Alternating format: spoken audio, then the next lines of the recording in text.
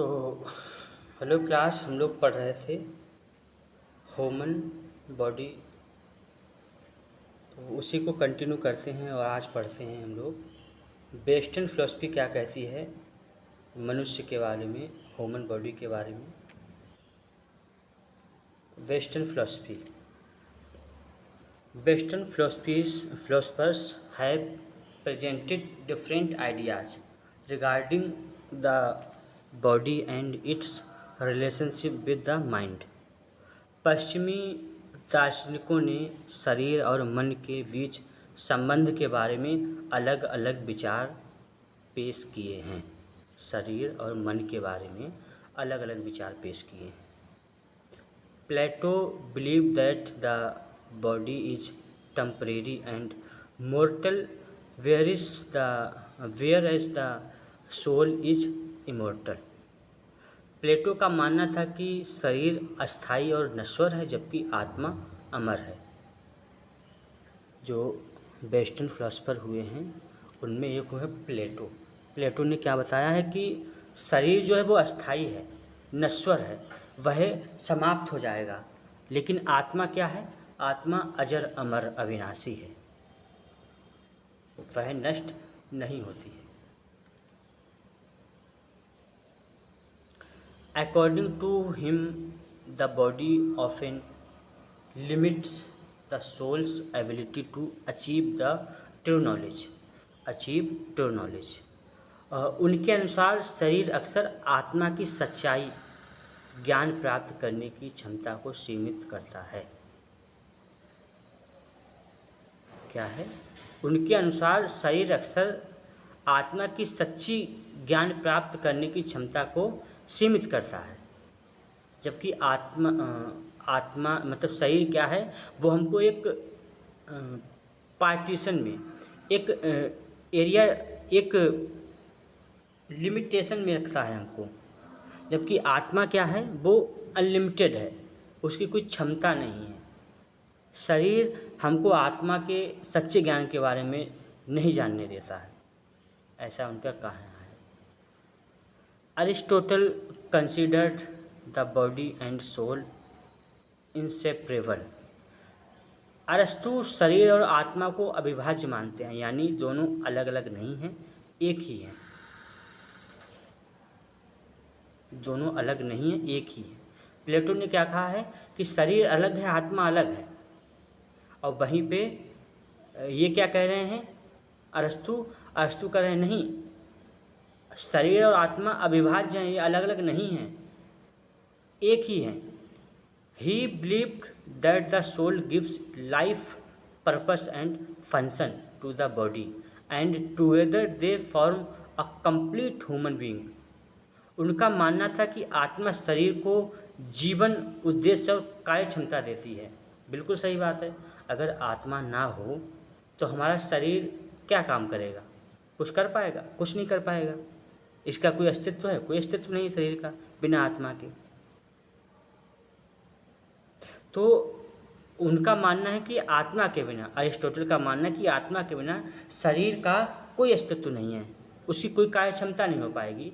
आत्मा ही शरीर को कार्य क्षमता देने की और जीवन का उद्देश्य प्राप्त करने का माध्यम है, और दोनों मिलकर एक पूर्ण इंसान बनते हैं। आत्मा शरीर मिलके पूर्ण इंसान बनते हैं। ना आत्मा को न कहा जा सकता है, ना शरीर को न कहा जा सकता है, क्योंकि ठीक है आत्मा अमर है, बट आत्मा रहेगी तो शरीर में ही। जब तक शरीर है तभी तक तो आत्मा रहेगी। बिना शरीर के आत्मा कैसे रह पाएगी? यहीं दोनों एक दूसरे पे इंटरडिपेंडेंट हैं। बिना शरीर के आत्मा नहीं, आत्मा के बिना शरीर नहीं रह पाएगा। और जब दोनों नहीं होंगे, एक साथ काम नहीं करेंगे, तो मोक्ष कैसे प्राप्त होगा? ईश्वर कैसे प्राप्त करेंगे? ब्रह्म को कैसे जानेंगे? ब्रह्म को कैसे जान पाएंगे? जब दोनों साथ होंगे। तो इसीलिए दोनों का अपना महत्व है। Rene Descartes introduced the theory of mind-body dualism, which states that the mind and body are two distinct entities। Rene Descartes ने मन शरीर यानी द्वैतवाद का सिद्धांत पेश किया है। इनके अनुसार मन और शरीर दो अलग अलग चीज़ें हैं। एक नहीं है, दोनों अलग अलग चीज़ें हैं। मन अलग काम करता है, शरीर अलग काम करता है। मन तो सोचता है कि अभी हम जाके दिल्ली में बैठे होते, शरीर कहाँ बैठा हुआ है, लखनऊ में बैठा हुआ है। मन सोचता है कि यदि हम कहीं आज कहीं घूम रहे होते, किसी सफ़र में, किसी तीर्थ यात्रा में होते, शरीर यहीं बैठा हुआ है। दोनों मतलब अभी दोनों में सिमिलरिटी थी, अब दोनों में देखिए कैसे द्वंद्व। यानी फिलोसफर्स ने जिसने जो भी बताया है उसने अपनी दृष्टि से सही बताया है, गलत किसी ने नहीं बताया है। बस ये हमारी अपनी समझ है कि हम किसको मान रहे हैं। जहाँ शरीर भौतिक नियमों के अनुसार काम करता है, वहीं मन क्या है, उसकी कोई सीमा नहीं है।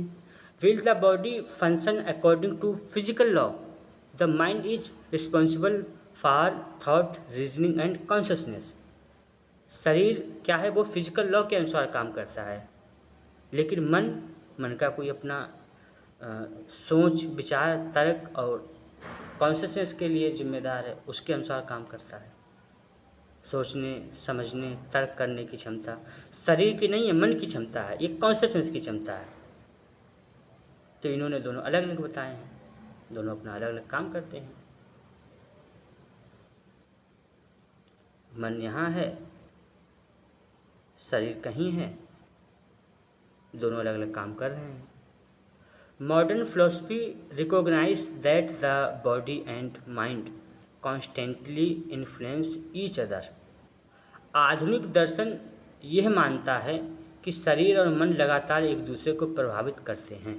शरीर और मन एक दूसरे को प्रभावित करते हैं, जो मॉडर्न साइंस, मॉडर्न फिलोसफी जो है अभी वो मानती है, और बिल्कुल दोनों भी एक दूसरे को प्रभावित करते हैं। Physical illness can effect mental health and emotional stress can produce physical symptom, demonstrating the close relationship between both.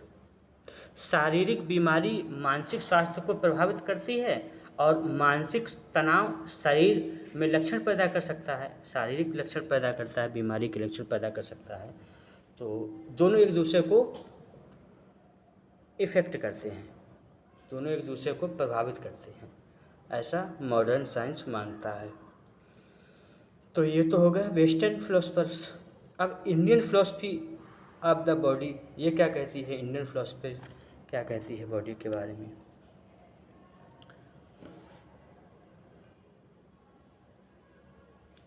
Indian philosophy of the body, Indian philosophy considers the human body a sacred instrument for self-realization and spiritual evolution।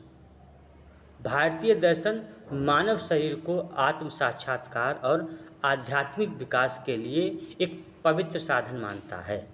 भारतीय दर्शन क्या कहता है, भारतीय दर्शन कहता है कि शरीर को आत्म साक्षात्कार, यानी जो शरीर है वो हमारा आत्म साक्षात्कार करने में, सेल्फ रियलाइजेशन में एक सहयोगी है, एक पवित्र साधन है, एक माध्यम है जिसके माध्यम से हम सेल्फ रियलाइजेशन कर पाएंगे, आत्म साक्षात्कार कर पाएंगे, या यूँ कहें कि हम ब्रह्म के दर्शन कर पाएंगे।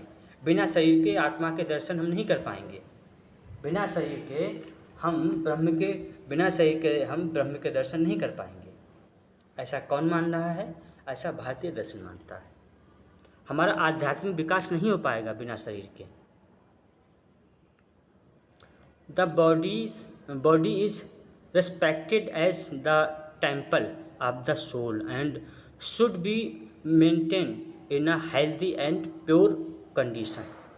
शरीर को आत्मा का मंदिर माना है, शरीर को क्या माना है, आत्मा का मंदिर माना है, और इसे स्वस्थ और शुद्ध अवस्था में रखा जाना चाहिए।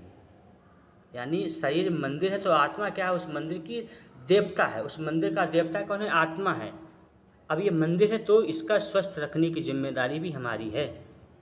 इस शरीर रूपी मंदिर की स्वस्थ रखना, स्वच्छ रखना, इसको हेल्दी रखना, ये हमारी जिम्मेदारी है। वो सुना होगा कि मैंने मानस जन्म तुझको हीरा दिया, तू वृथा ही गवाए तो मैं क्या करूं।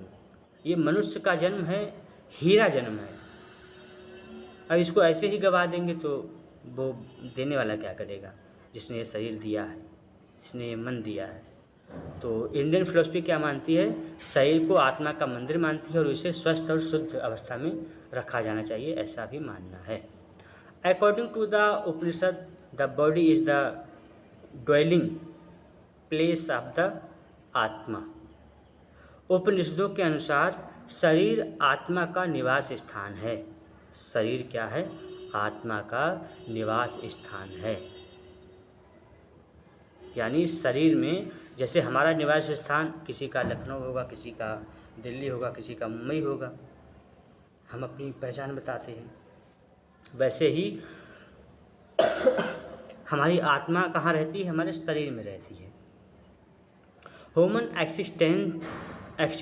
Existence consist of the physical body, mind, intellect, consciousness and the eternal soul. मानव अस्तित्व भौतिक शरीर, मन, बुद्धि, चेतना और शाश्वत आत्मा से मिलकर बना है। भारतीय दर्शन क्या मानता है, जो मनुष्य का अस्तित्व है, या उपनिषदों में जो बताया है कि मनुष्य का अस्तित्व यानी हमारा अस्तित्व भौतिक शरीर, मन, बुद्धि, चेतना, आत्मा, इन सब से मिलके बना है। हम अलग नहीं हैं, ना आत्मा अलग है, ना मन अलग है, ना बुद्धि अलग है, ना शरीर अलग है, ना चेतना अलग है, कुछ अलग नहीं है। इन सब से मिलके ही हमारा अस्तित्व है। शरीर हो, मन हो, आत्मा ना हो, मन है, बुद्धि है, आत्मा है, शरीर ना हो, मन है, चेतना है, आत्मा ना हो, कॉन्शियसनेस ना हो, तब फिर कैसे होगा, तब कैसे हम रह पाएंगे? हमारा अस्तित्व कुछ होगा? कोई अस्तित्व नहीं होगा। The Bhagavad Gita compares the body to a garment that the soul wears temporarily. Bhagavad Gita क्या कहती है? भगवद गीता शरीर की तुलना एक वस्त्र के से करती है। शरीर क्या है? एक वस्त्र है जिसे आत्मा कुछ समय के लिए धारण करती है। ये भगवद गीता में वही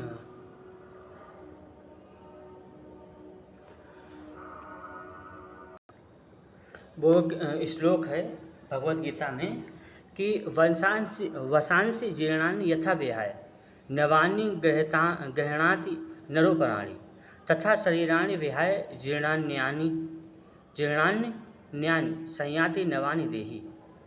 अर्थात जैसे मनुष्य पुरानी वस्त्रों को त्याग कर दूसरे नए वस्त्र धारण कर लेता है, वैसे ही आत्मा पुराने शरीर को छोड़कर दूसरे नए शरीर को प्राप्त कर लेती है। अर्थात क्या बताया गया है भगवद गीता में? भगवद गीता में बताया गया है कि आत्मा क्या है? आत्मा एक शरीर है, आत्मा एक वस्त्र है, आत्मा एक वस्त्र बताया गया है कि जैसे हमारा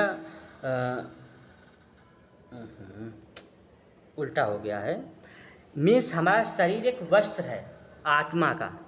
आत्मा इस वस्त्र को पहनती है, जब ये वस्त्र पुराना हो जाता है इसको त्याग देती है, छोड़ देती है। जैसे हम लोग क्या करते हैं, हम लोग अपनी डेली लाइफ में क्या करते हैं, डेली लाइफ में हम बहुत सारे कपड़े पहनते हैं, जो कपड़े पुराने हो जाते हैं, फट जाते हैं, उनको छोड़ देते हैं, फिर नए कपड़े पहनने लगते हैं, फिर वो पुराने हो जाते हैं, उनको छोड़ देते हैं, फिर नए पहनने लगते हैं। यही तो हम करते हैं अपने जीवन में। हमें लगता है सैकड़ों कपड़े, हजारों कपड़े बदलते होंगे। ऐसे ही हमारी आत्मा भी क्या करती है, एक शरीर धारण करती है, शरीर रूपी वस्त्र पहनती है। जब ये शरीर पुराना हो जाता है, टूट फूट जाता है, फट जाता है, फिर नया शरीर धारण कर लेती है, नया वस्त्र पहन लेती है, नया दूसरा शरीर ले लेगी। फिर वो शरीर भी पुराना हो जाएगा, टूट जाएगा, फूट जाएगा, कुछ खराबी हो जाएगी, फिर दूसरा शरीर धारण कर लेगी, यानी दूसरे कपड़े पहन लेगी। तो आत्मा क्या है? कपड़ों की तरह हमारे शरीर को बदलती है। तो शरीर की तुलना किससे की गई है गीता में? वस्त्रों से की गई है, जिसे आत्मा कुछ समय के लिए धारण करती है। Will the body change and eventually perishes, the soul remains eternal। जहाँ शरीर बदलता है और अंततः नष्ट हो जाता है, वही आत्मा शाश्वत रहती है। आत्मा कैसी? शाश्वत है। शरीर बदलता है, नष्ट होता है, लेकिन आत्मा नष्ट नहीं होती है। नैनम छिन्दन्ति शस्त्राणि नैनम दहति पावका न चैनम क्लेदन्त्यापो न शोषति मारुतः। यानी क्या बताया है कि आत्मा को ना तो शस्त्र काट सकते हैं, ना आग जला सकती है, ना पानी इसे भिगो सकता है और ना हवा इसे सुखा सकती है। आत्मा का कोई कुछ नहीं कर सकता है, सिर्फ शरीर बदलता है, आत्मा नहीं बदलती है, आत्मा सिर्फ धारण करती है। तो ये भगवद गीता में कहा गया है। फिलॉसफी ऑफ द बॉडी इन योगा। योग में शरीर का क्या दर्शन है? हम लोग शरीर, आत्मा, सोल, इन सब के बारे में पढ़ रहे हैं, तो सबसे पहले शरीर के बारे में पढ़ते हैं। योग क्या कहता है शरीर के बारे में?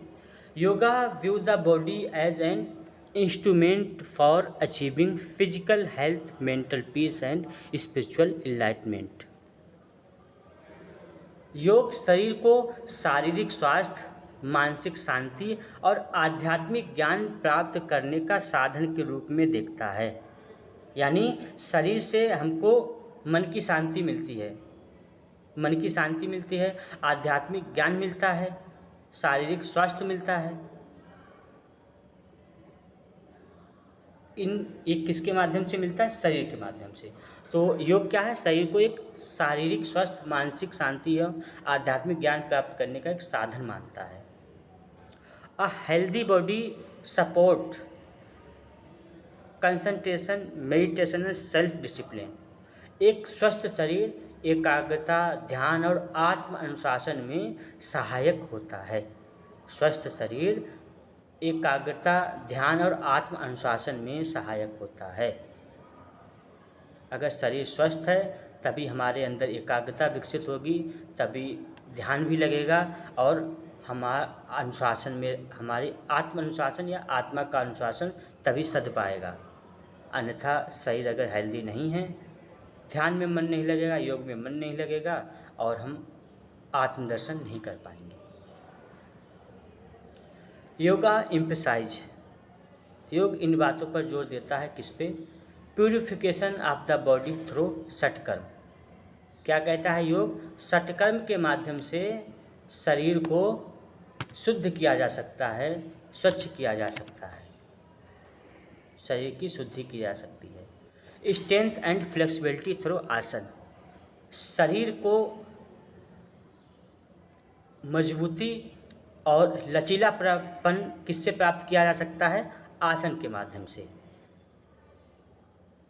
Regulation of life energy through pranayama, प्राणायाम के माध्यम से जीवन ऊर्जा का नियमन किया जा सकता है। मेंटल कंट्रोल थ्रू मेडिटेशन, ध्यान के जरिए मानसिक नियंत्रण प्राप्त किया जा सकता है। Balance diet and discipline lifestyle, संतुलित आहार और अनुशासित जीवन शैली योग से प्राप्त होती है। According to yoga, harmony between body, mind and soul is essential for complete health.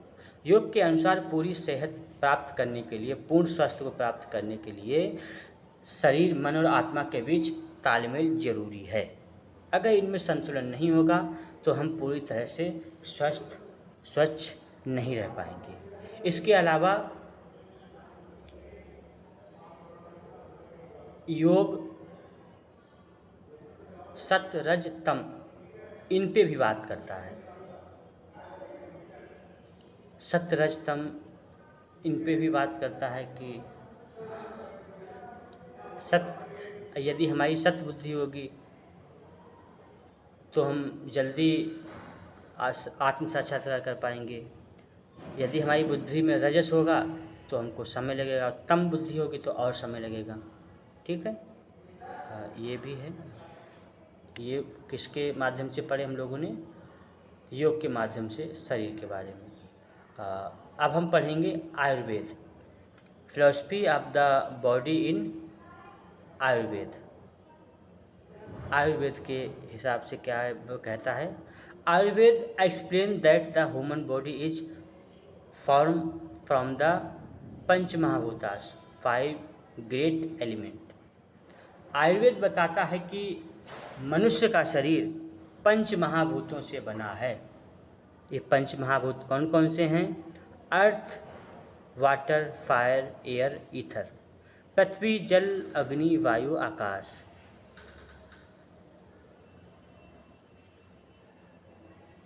तो इन पांचों तत्वों से मिलके वो एक दोहा भी सुना होगा, सॉरी चौपाई। छित जल पावक गगन समीरा, पंच रचित यह अधम शरीरा। पांच तत्वों से मिलके यह शरीर बना हुआ है। और क्या? Health depends upon maintain the balance of these 5 elements and the 3 दोषात, वात, पित्त एंड कफ। और क्या कहता है?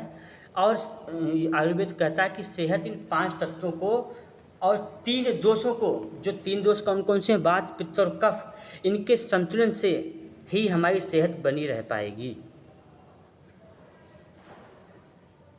यदि हमारे 5 तत्व संतुलित रहते हैं, वात, पित्त, कफ संतुलित रहते हैं। अब वात, पित्त, कफ कैसे बनते हैं? आकाश और वायु मिलके बनाते हैं वात, अग्नि और जल मिलके बनाते हैं पित्त, जल और पृथ्वी मिलके बनाते हैं कफ। तो यानी पांचों तत्वों को बैलेंस रखेंगे तो हमारे वात, पित्त, कफ भी मेंटेन रहेंगे, बैलेंस रहेंगे। इनके बिगड़ने से ही हमारे अंदर रोग उत्पन्न होते हैं। Disease develops when this balance is disturbed. जब यह असंतुलित हो जाते हैं तब हमारे अंदर बीमारियां पैदा होती हैं।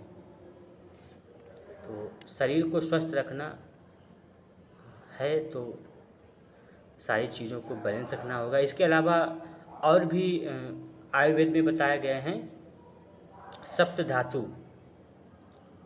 सप्त धातु रस, रक्त, मांस, मेद, अस्थि, मज्जा, शुक्र, ये भी हमारे शरीर को बनाने में अहम भूमिका निभाती हैं। ये भी हमारे शरीर को बनाने में अहम भूमिका निभाती हैं।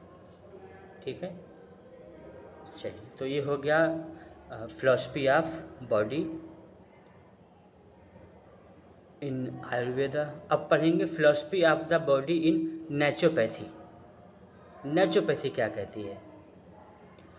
Naturopathy considered the human body a self healing organism possessing an innate healing power known as Biomedicatrix naturae, the healing power of nature। प्राकृतिक चिकित्सा मानव शरीर को खुद को ठीक करने वाला जीव मानती है। यानी मनुष्य का जो शरीर है वह खुद को ठीक करने में सक्षम है, उसमें खुद में हीलिंग पावर है, जिसमें बियोमेडिकेट्रिक्स नेचुरे यानी प्रकृति की ठीक करने की शक्ति विद्यमान है। इसके रूप में जानी जाती है। जानने वाली स्वाभाविक ठीक करने की शक्ति होती है। उस शक्ति को क्या कहते हैं? बियोमेडिकेट्रिक्स नेचुरे। According to naturopathic philosophy, disease is not an enemy but the body's effort to eliminate toxins and restore balance. प्राकृतिक चिकित्सा का मानना है कि बीमारी हमारी दुश्मन नहीं होती हैं, बल्कि शरीर की जहरीले पदार्थों को बाहर निकालने और संतुलन बहाल करने की कोशिश करती है। संतुलन बनाए रखने में प्रयास करती है। कौन? प्रकृति।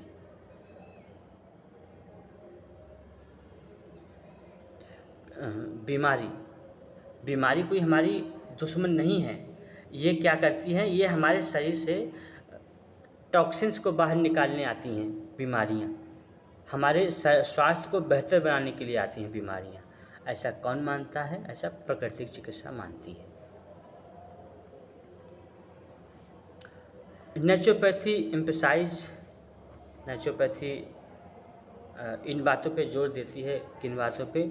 Living according to nature law, प्रकृति के नियमों के अनुसार जीना चाहिए। जो भी दिनचर्या, रात्रिचर्या, ऋतुचर्या, जो भी प्रकृति के नियम हैं उनके हिसाब से ही हमको चलना चाहिए। प्रॉपर न्यूट्रिशन, सही पोषण। हमको यदि सही पोषण मिलेगा तभी हम स्वस्थ रहेंगे, अन्यथा नहीं। सही पोषण भी ज़रूरी है, न्यूट्रिशन ज़रूरी है। प्योर वाटर, शुद्ध पानी, फ्रेश एयर, ताज़ी हवा, सनलाइट, धूप, फिजिकल एक्सरसाइज, शारीरिक व्यायाम, एक्यूडेंट एडिक्वेट रेस्ट, पर्याप्त आराम और इमोशनल बैलेंस, भावनात्मक संतुलन। यदि ध्यान से देखेंगे ये जो भी बताए हैं, हमको प्रकृति के नियमों के हिसाब से जीना चाहिए। तो ये क्या सही सही पोषण हो, शुद्ध पानी, ताज़ी हवा और शारीरिक व्यायाम करना है और पर्याप्त आराम भी करना है, इमोशनल भी बैलेंस रखनी है। तो ये कहीं ना कहीं हमारे स्वास्थ्य को बेहतर बनाने का माध्यम है। ये स्वास्थ्य को बेहतर बनाने का रास्ता बता रहा है। स्वस्थ कैसे बना रहेगा, मेंटेन रहेगा, जब आपको शुद्ध पानी, शुद्ध हवा, ताज़ी धूप और शारीरिक व्यायाम करेंगे, पर्याप्त आराम करेंगे और आपकी इमोशंस बैलेंस रहेंगे, तभी आप स्वस्थ रहेंगे और किसी भी तरह की कोई दिक्कत नहीं होगी। इसके अलावा नेचुरोपैथी मानता है, नेचुरोपैथी में 5 एलिमेंट भी आते हैं जो कि आयुर्वेद में हमने देखे थे। तो नेचुरोपैथी भी मानता है कि मनुष्य का शरीर 5 तत्वों से मिलकर बना है और इन्हीं 5 तत्वों से चिकित्सा भी होती है नेचुरोपैथी में। इन्हीं 5 तत्वों के माध्यम से चिकित्सा भी होती है नेचुरोपैथी में। और इन्हीं का बैलेंस रखना ही स्वास्थ्य है। 5 तत्वों को बैलेंस में रखना ही स्वास्थ्य है। Natural therapies support the bodies on healing mechanism rather than merely suppressing symptom. प्राकृतिक चिकित्सा पद्धति केवल पदार्थों को दबाने के बजाय शरीर की अपनी ठीक करने की प्रक्रिया में मदद करती है। तो जो भी प्राकृतिक चिकित्सा पद्धति है वो क्या करती है, वो हमारे रोगों को दबाती नहीं है। जो भी हमारे सिम्टम्स आते हैं, बीमारी के जो भी लक्षण आते हैं, उनको दबाने का काम नहीं करती है, बल्कि उनको जड़ से मिटाने का काम करती है, उनको शरीर से हटाने का काम करती है, एलिमिनेट करती है बॉडी से, और बॉडी को सपोर्ट करती है स्वस्थ रहने में। नेचुरोपैथी मिट्टी से, पानी से, वायु से, धूप से, एयर से, उपवास से, इन सब से स्वस्थ होते हैं। नेचुरल शरीर है तो नेचुरल वे से यदि ठीक किया जाए तो ज़्यादा बेहतर होगा, नुकसान नहीं होगा। ठीक है, तो आज की क्लास को हम लोग यहीं पे रखते हैं। अगली क्लास में हम इससे आगे चर्चा करेंगे और इससे आगे हम लोग पढ़ेंगे फिलॉसफी ऑफ माइंड, मन का दर्शन पढ़ेंगे। ठीक है, ओके।